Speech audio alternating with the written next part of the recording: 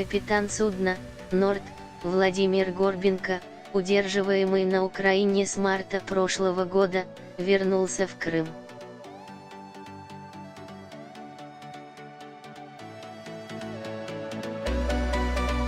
Сын дома.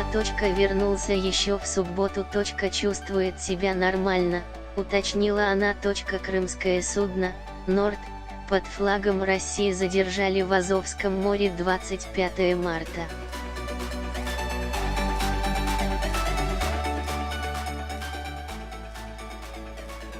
У всех членов экипажа были российские паспорта, но в Киеве заявили, что считают их украинскими гражданами.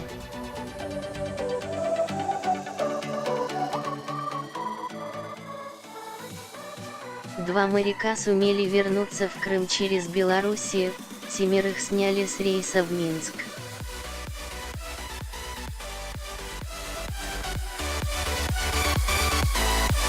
Капитану судна инкриминировали нарушение порядка въезда на временно оккупированную территорию Украины и выезда из нее с целью причинения вреда интересам государства.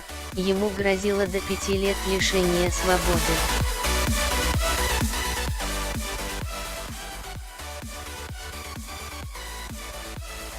Позднее 7 членов экипажа «Норда» обменяли на 7 украинских моряков. В заточении оставался только капитан.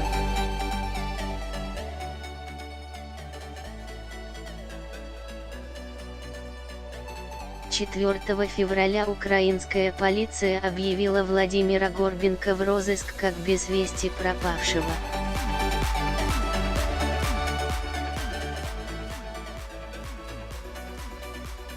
По информации на сайте МВД Украины, мужчина исчез 26 января в городе Мелитополь Запорожской области.